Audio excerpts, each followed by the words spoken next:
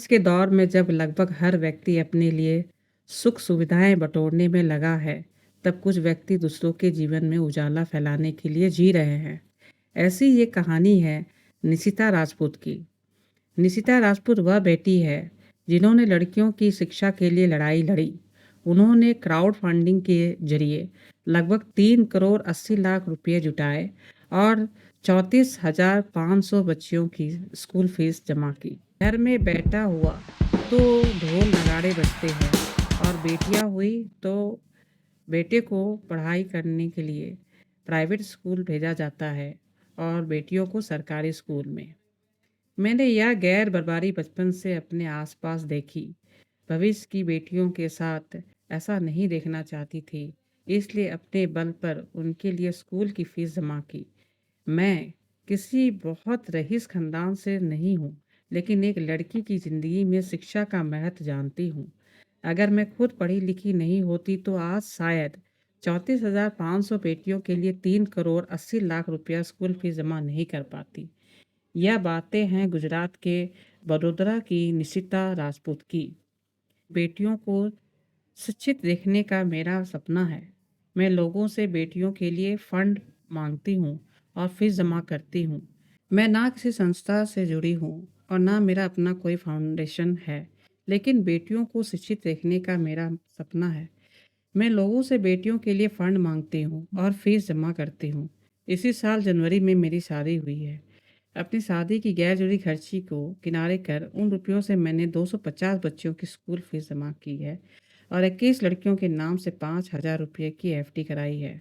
मैंने 11 साल पहले तय किया था कि मैं छात्राओं की शिक्षा के लिए काम करूंगी। मेरे इस फैसले की शुरुआत 151 बच्चियों के साथ हुई। यह वह दौर था जब मैं किसी के दरवाजे पर जाती और बच्चियों की फीस भरने के लिए मदद मांगती तो ज़्यादातर लोग पल्ला झाड़ लेते। लेकिन जिन लोगों ने मदद की, उसके बाद से उन्होंने मेरा साथ नहीं छोड़ा। मुझे जब भी कहीं से कोई आर्थिक सहायता मिलती, उसकी पारदर्शिता बनाए रखने के लिए मैं डोनर्स को बच्चों का बायोडाटा दिखाती, जिससे उन्हें इस बात की जानकारी रहे कि उनका धन किस बच्चे की पढ़ाई पर खर्च हो रहा है।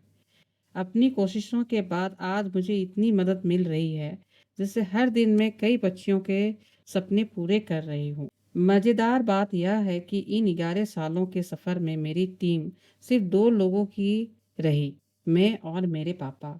हम दोनों मिलकर सारा काम देखते हैं। चूँकि मैं कोई संस्था नहीं चला रही, इसलिए लोगों को अपने साथ जोड़ना मेरे लिए नामुमकिन है। मेरा काम स्कूल और अनुदान देने वालों के बीच एक ब्रिज बनने का है। मुझे मेरा बचपन याद है, जब मैं और पापा सड़क किनारे बच्चों को केले और बिस्कुट देने जाते थे।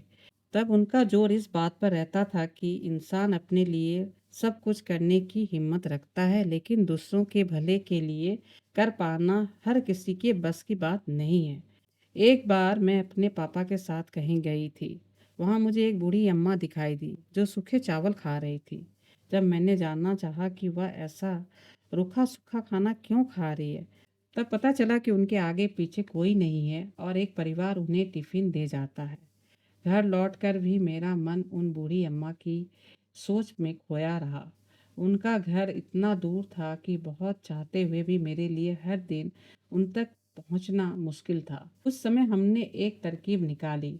अम्मा के आसपास रहने वाले एक महिला से संपर्क किया, जो हर दिन टिफिन बनाकर उन तक पहुंचाती और बदले में उन्हें रुपए मिलते।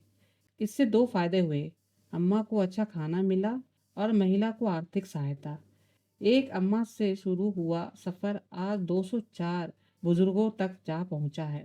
इससे बूढ़े अम्मा बाबा को अच्छा खाना और कई महिलाओं को घर बैठे रोजगार मिल सका है। हमें यह शिक्षा मिलता है कि सच्ची सेवा करने से मन को शांति मिलती है।